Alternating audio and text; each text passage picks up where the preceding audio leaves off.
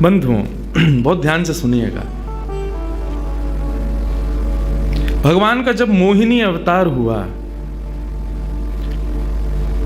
तो मोहिनी अवतार के उस स्वरूप के सौंदर्य पर 33 कोटि देवता न्योछावर हो गए। सबके मन में यह भाव आया, ये जो भी प्रकट हुई हैं ये किसी भी प्रकार से हमको हमारी गृहिणी के रूप में प्राप्त हो जाएं। इतने सुंदर ठाकुर जी बनकर के आए। चंद्रमा भी पीछे पीछे चल रहे हैं, शंकर जी भी पीछे पीछे चल रहे हैं, ब्रह्मा जी भी पीछे पीछे दौड़ रहे हैं, वरुण आदि आदि जितने भी देव हैं सब मोहिनी पर ऐसे लट्टू हुए कि एक बार हमको देख भर ले, एक बार केवल हम पर दृष्टिपात कर दे, उसी मात्र से हमारा कल्याण हो जाना है। ऐसा ठाकुर जी का स्वरूप। परंतु उन 33 कोटि देवताओं में एक देव ऐसे हैं जिनका मोहिनी के प्रति ऐसा कोई दुर्भाव नहीं था, और वो देव थे सूर्य। सूर्य ने जब मोहिनी के सौंदर्य को देखा तो उनके मन में भाव आया, इतनी सुंदर, इतनी सुकुमारी, इतनी कोमल, इतनी मधुर। सबको तो लगे हमारी पत्नी बने, लेकिन सूर्य को लगे मेरी बेटी बन जाए, मुझे पुत्री रूप में प्राप्त हो जाए। जब सूर्य के हृदय में यह भावना उत्पन्न हुई तो मोहिनी ने कटाक्ष नेत्रों से सूर्य की ओर देखा, बाकी किसी को देख ही नहीं रही हैं, और देख करके केवल ठाकुर जी ने उनको इशारा किया। बोले, तो आपकी ऐसी इच्छा है? सूर्य बोले, जी भगवान, मेरी बहुत अभिलाषा है कि आप पुत्री रूप में मेरे यहां पधारो। ठाकुर जी बोले, इतना साधारण नहीं है हमको प्राप्त करना। पुत्र रूप में प्राप्त करना फिर भी साधारण होगा, लेकिन पुत्री भाव में ये तो असाधारण है, इसके लिए आपको तप करना पड़ेगा। सूर्य बोले, मैं आज से ही तप करूंगा, लेकिन आप वचन दो मेरे यहां पधारोगे और इसी रूप में पधारोगे।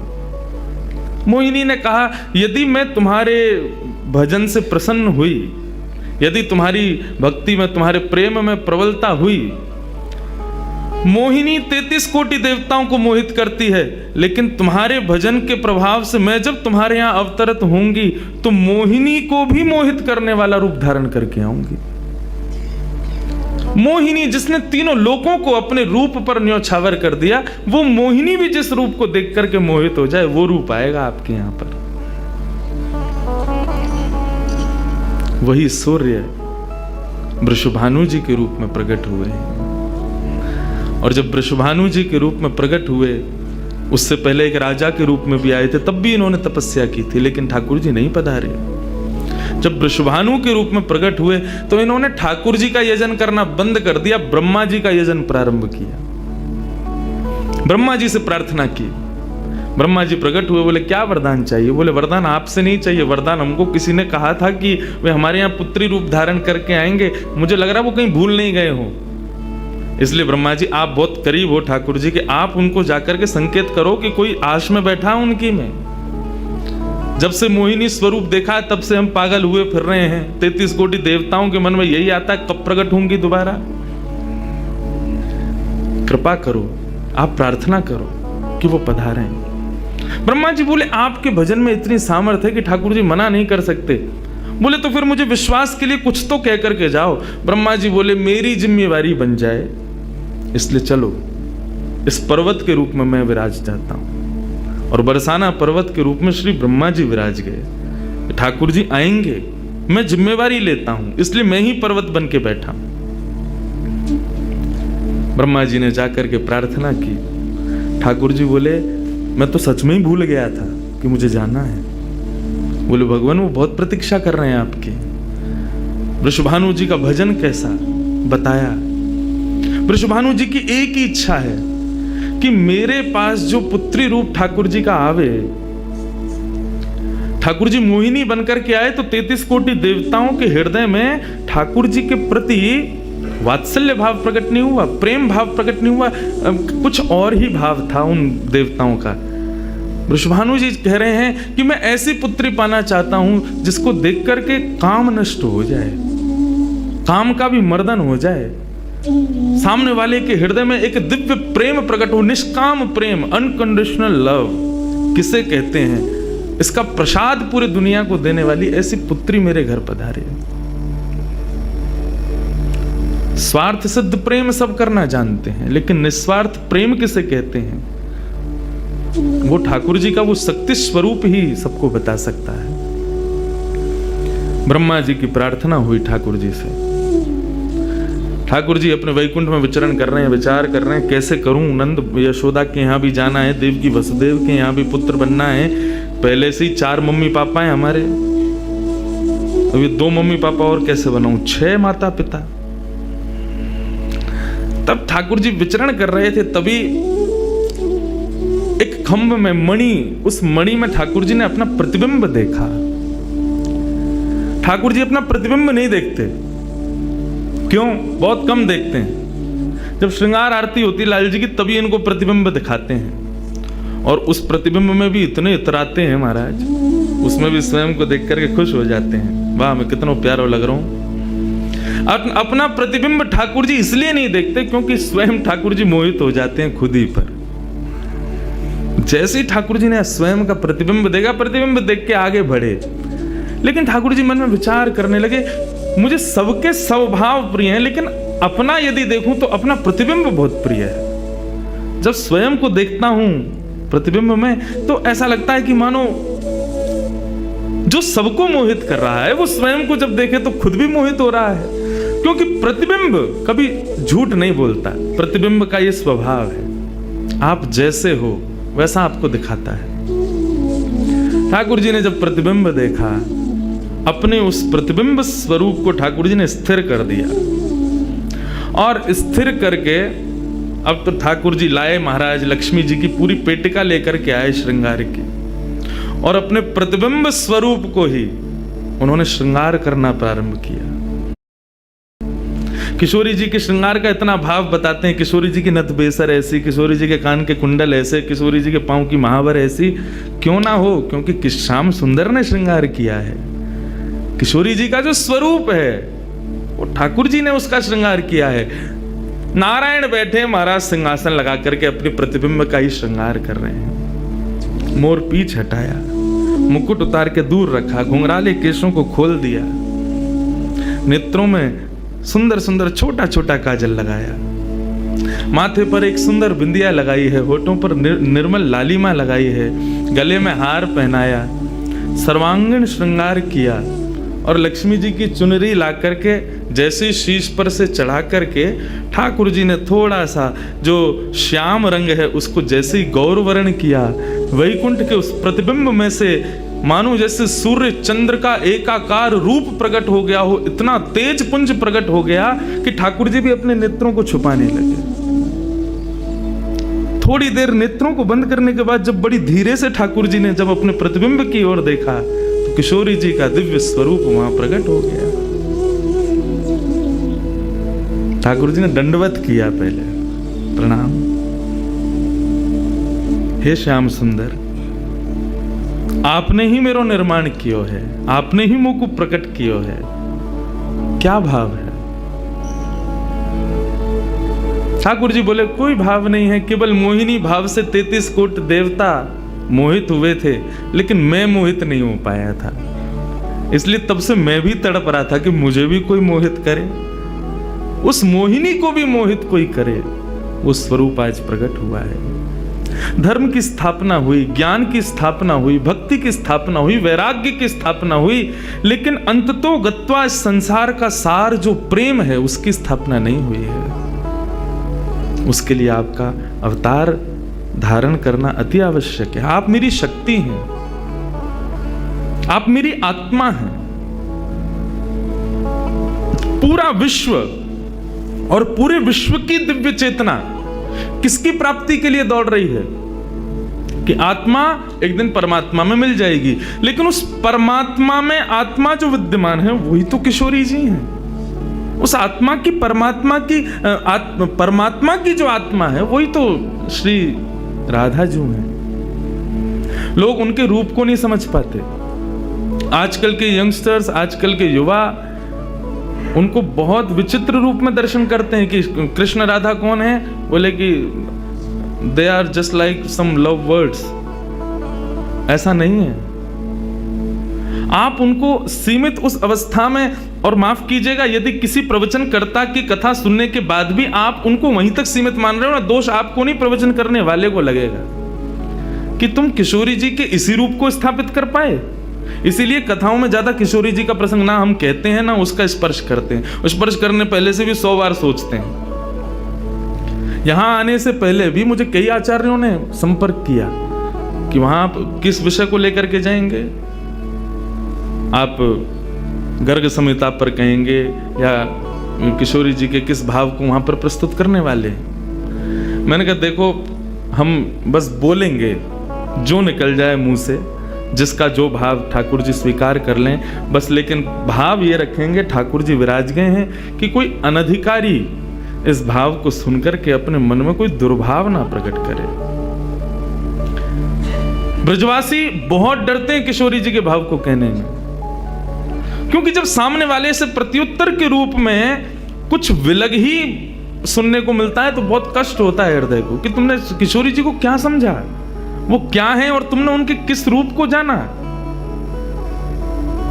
वो ठाकुर जी का ही प्रतिबिंब स्वरूप है, ठाकुर जी का ही आत्मा स्वरूप है। और एक बात कहूं, प्रतिबिंब से और आत्मा से प्रेम किया जा सकता है, ब्याह नहीं किया जा सकता, क्योंकि प्रतिबिंब और आत्मा ये दोनों हमसे अलग नहीं है। ब्याह के लिए एक अलग व्यक्ति चाहिए, एक हमसे कोई अलग हो, हमसे कोई जुदा हो, दो लोग चाहिए तब ब्याह संपन्न होता है। लेकिन कृष्ण और राधा इन दोनों में भेद है ही नहीं। किशोरी जी और ठाकुर जी में कभी भी कदापि कोई भेद नहीं है।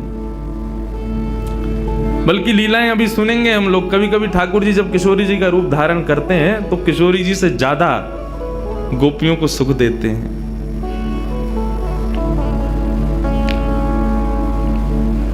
ऐसा भाव किशोरी जी से प्रार्थना की ठाकुर जी ने कि आप पधारो और प्रेम की स्थापना के लिए आप भूमंडल पर सूर्य के ही अवतार वृषभानु जी के यहाँ पर आप अवतरित हो।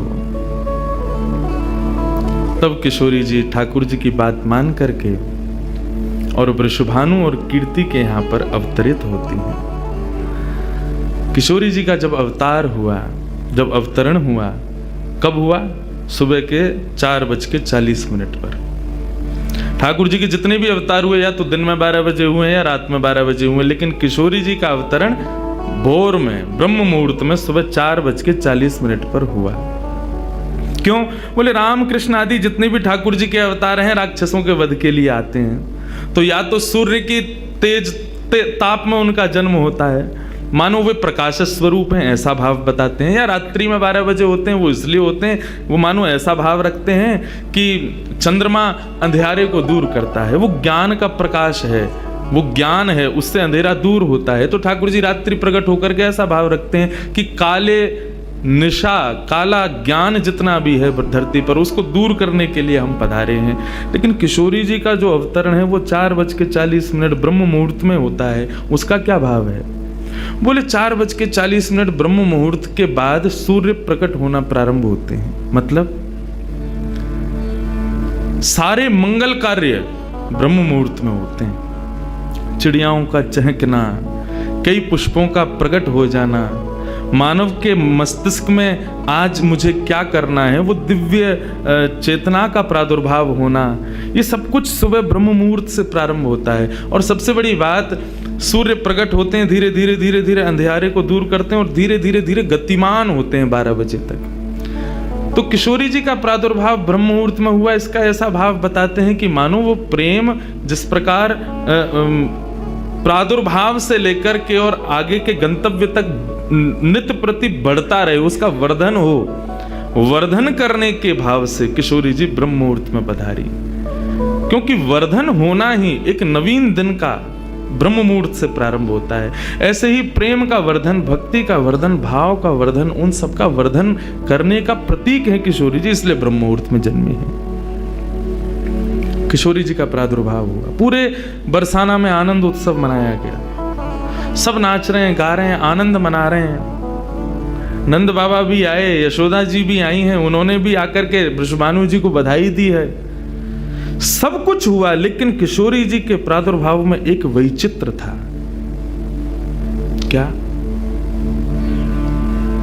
दिन बीत गए 8, लेकिन किशोरी जी ने अभी तक नेत्र नहीं खोले। अभी तक किशोरी जी केवल एक छोटी सी बालिका हैं, एक सुकुमारी हैं, परंतु अभी तक किसी को भी किशोरी जी के नेत्रों का दर्शन नहीं हुआ। अभी तक किशोरी जी के नेत्र नहीं खुले हैं। इस बात से कभी कभी चिंतित हो जाते हैं वृषभानु जी और कीर्ति कि हमारी लाली है तो गई है, लेकिन पता ना क्यों अपने नेत्रन को नहीं खोल रही है। कभी कोई संत आ जाए, कोई वैष्णव आ जाए, कोई ब्राह्मण आ जाए तो उनसे निवेदन करते हैं कि हमारी लाली नेत्र नहीं खोल रही। तब देवताओं ने नारद जी को भेजा, आप जाओ और जाकर के वृषभानु जी के इस मन के भाव को पूर्ण करके आओ, किशोरी जी के सुंदर नेत्रों का दर्शन उनको कराओ। तब श्री नारद जी महाराज का आगमन हुआ। नारद जी जैसे ही आए तो वृषभानु जी ने नारद जी को देखते ही सबसे पहले अपने पुत्र को बिठा दिया। श्री दामा से मिलो, हमारा अब लाला है।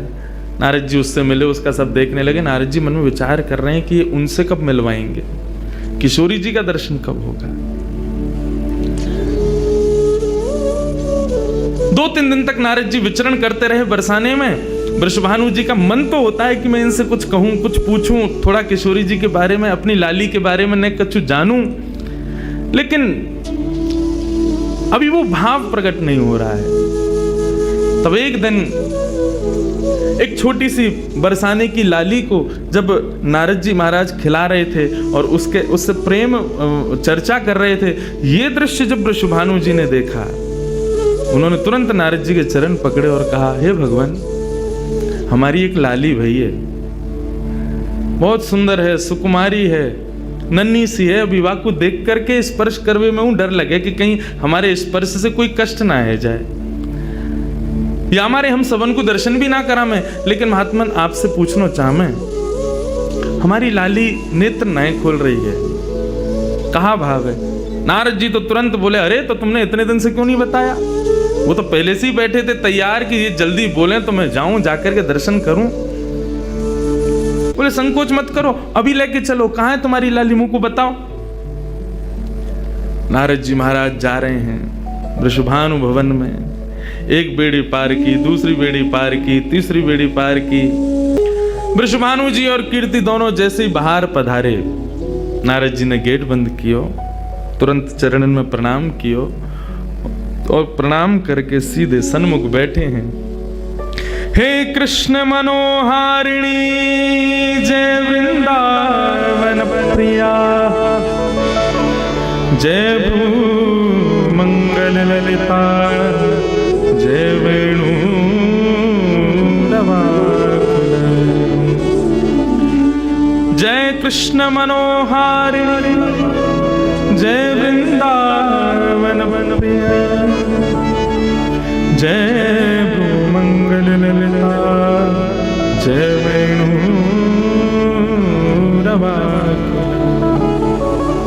जैसे ही नारद जी के मुख से ये शब्द प्रकट हुआ, जय कृष्ण मनोहारिणी, ये कृष्ण मनोहारिणी शब्द जैसे ही नन्ही सी श्री किशोरी जी के कान में कृष्ण शब्द गयो, कृष्ण शब्द जाते ही नन्ही सी किशोरी जी के नेत्र अपने आप धीरे धीरे धीरे धीरे खुलन लगे। मुख पर एक प्रसन्नता सी प्रकट हो गई। नन्ही सी किशोरी अभी करवट लेनो भी नहीं जाने, लेकिन जैसे ही बार बार ये श्लोक का गान नारद जी के द्वारा हो रहा है, जय कृष्ण मनोहारिणी जय वृंदावन प्रिय, इसको सुनकर के किशोरी जी जो अभी करवट लेनो भी ना जाने, वो अपने पालना को पकड़ करके अपने पालना से उछक करके वहीं से झांक करके श्री नारद जी को देख रही हैं। और नारद जी ने जैसे किशोरी जी के रूप को देखो है, सुंदर मृगनयनी किशोरी जी आज नारद जी को देख रही हैं। मुख में भी दांत ना है, बिना दांतन के किशोरी जी के मुखमंडल की प्रसन्नता देख करके नारद जी आनंद विभोर हो गए। नारद जी बोले, आपको ये कीर्तन भायो, आपको ये कीर्तन प्रिय लगो? किशोरी जी के मुख से केवल किलकारी निकल रही है। नारद जी ने उठाई अपनी वीणा करताल और जय कृष्ण मनोहारिणी जय वृंदावन प्रिय, और इसी का कीर्तन करते हुए वहां नाचने लगे, नृत्य करने लगे, चारों ओर घूम रहे हैं। बीच में पालने में श्री किशोरी जी बैठ करके और करताल बजा रही हैं और करताल बजा करके आनंदित हो रही हैं। वृषभानु जी बाहर खड़े, बोले कि भीतर तो कीर्तन चल रहा है, करताल की आवाज आ रही है, वीणा बज रही है। तभी उनने कान लगा करके सुनो तो नारद जी गा रहे जय कृष्ण मनोहारिणी जय वृंदावन प्रिय जय भ्रू मंगल ललिता जय वेणु रवाकुल। वृषभानु जी ने ये स्वर सुन लिया, लेकिन जैसे ही थोड़े से गए हैं और खिड़की में जाकर के भीतर झांक करके देखा, अद्भुत दृश्य, नन्ही सी किशोरी, ज्यादा से ज्यादा 8 दिन की होंगी, 10 दिन की होंगी, अपने पालना में पहुंच करके स्वयं को झुला रही हैं, करताल बजा रही हैं। चारों तरफ नारद जी वीणा बजा करके, करताल बजा करके आनंद से किशोरी जी को मुखोल्लास कर रहे हैं। ये दृश्य देख करके श्री वृषभानु जी को एक बार तो मूर्छा आ गई, मैं वास्तव में 8 दिन की बालिका को देख रहा हूं। उन्होंने कीर्ति को कुछ नहीं बताया। नारद जी महाराज ने प्रणाम किया, तब किशोरी जी की सहचरियां प्रकट हुई और कहा कि हे नारद, आपने हमारी किशोरी जी को बहुत सुख प्रदान किया है। जब कभी भी आपको ऐसा दर्शन करना हो तो हम आपको कुछ स्थान बता रहे हैं, गोवर्धन, श्री यमुना पुलिन और ब्रज कुंज। इन 3 स्थानों पर आप जब कभी भी हमारी किशोरी को स्मरण करके यही कीर्तन को गान करोगे, किशोरी जी को यही स्वरूप आपको दिखेगा। ये हमारा वरदान है आपको, क्योंकि आपने, किशोरी जी कृपामयी तो हैं। लाल जी 10 बार विचार करेंगे कृपा करवे में, किशोरी जी विचार थोड़ी करें, वो तो तुरंत करुणा करें। नारद जी जाओ, जब कभी भी लाडली को दर्शन करना हो यही भाव से कर लियो। नारद जी महाराज के नेत्र सजल है गए, किशोरी जी के चरणन में बारंबार प्रणाम कियो और प्रणतिपात करते हुए वहां से प्रस्थान कर गए। किशोरी जी फिर से नेत्र बंद करके अपने पालना में पड़ गई। कीर्ति जी बोली, बाबा आयो टोना टोटका करके गयो, तब वो हमारी लाली के नेत्र तो खुले नहीं। कीर्ति जी गोद में लेकर के सुला रही है, नेक नेक थोड़ी सी संकुचित है करके रुदन करना प्रारंभ कियो। सो इतने में वृषभानु जी आए और वृषभानु जी बोले नेक दियो लाली को, और किशोरी जी को गोद में लेकर के वृषभानु जी बोले हे कृष्ण मनोहारिणी। जैसे ही बोले तुरंत किशोरी जी के नेत्र फिर से खुल गए, फिर से अपनी किलकारी भर करके कीर्तन में करताल बजाने लगी, आनंद विभोर हो गई। अब तो जैसे ही ये भाव देखो वृषभानु जी ने कीर्ति को सुनायो, कीर्ति भी वही गा रही है, पूरा बरसानो आकर के श्री कृष्ण कीर्तन करने लगो और बीच में मध्य में बैठ करके किशोरी जी अपनी करताल बजा रही हैं, किलकिल करके हंस रही हैं, इतनी आनंद विभोर रह रही हैं।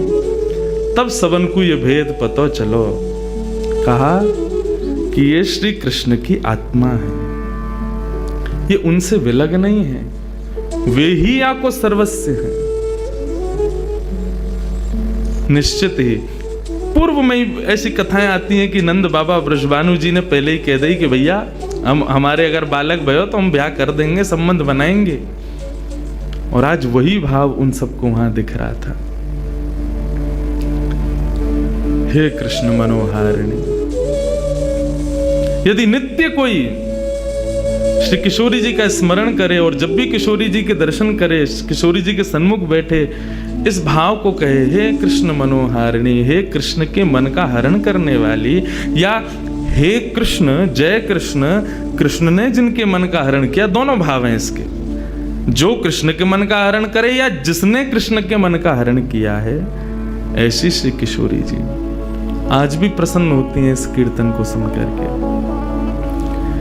ऐसी हमारी ब्रज की शोभा, ब्रज की भूपा, ब्रज की अधिष्ठात्री, ब्रज की रानी श्री किशोरी जी को या प्रकार से प्रादुर्भाव है, या प्रकार से श्री किशोरी जी या धराधाम पर पधारी। हमारे जैसे वृंदावन में राधे राधे को भाव है, बिहारी जी के सामने भी जय जय श्री राधे के हैं, सब के हैं। ऐसी जब भी किशोरी जी के सामने जाओ तो कृष्ण नाम को उच्चारण करो। अपोजिट चलें सब जगह। राम जी के सामने जाओ हनुमान जी के भाव को, हनुमान जी के सामने जाओ राम जी को कीर्तन करो, कन्हैया के सामने जाओ किशोरी जी को कीर्तन करो, किशोरी जी के सामने जाओ श्री ठाकुर जी को कीर्तन करो। हनुमान जी को ही हनुमान चालीसा सुनाओगे तो हनुमान जी प्रसन्न नहीं होंगे, राम जी को सुनाओ। और राम जी के सन्मुख जब हनुमान जी के सन्मुख जब जाओ तब राम जी को कीर्तन करो। ऐसे ही जब ठाकुर जी के सन्मुख जाओ तब किशोरी जी को भाव रखो, और किशोरी जी के सन्मुख जाओ तब ठाकुर जी को प्रेम भाव रखो। यही भाव है। एक कथा ये तो थी किशोरी जी कैसे प्रकट भई, कैसे उनके भाव। अभी एक भूमिका सी बना लूं, न एक तुम मुझे पहचान लो, न एक मैं तुम्हें पहचान लूं, अनेक यहाँ को वातावरण में नेक में ढल जाऊं। इतना अत्याचार मत करो, जल्दी आन दो मोह। किशोरी जी को प्रादुर्भाव एक बाह्य एक स्ट्रक्चर बना लूं, फिर घुसेंगे भीतर रस में। अभी चीनी डरी है ना कि भाई चाशनी बनन दो, अब सबरे ऐसे मुंह को टकटकी लगा के देख रहे, अभी गुल्ला में हमें रस में डाल दो। प्रेम से कहो, हे कृष्ण मनोहारिणी, हे वृंदावन प्रिया, जय कृष्ण मनोहारिणी।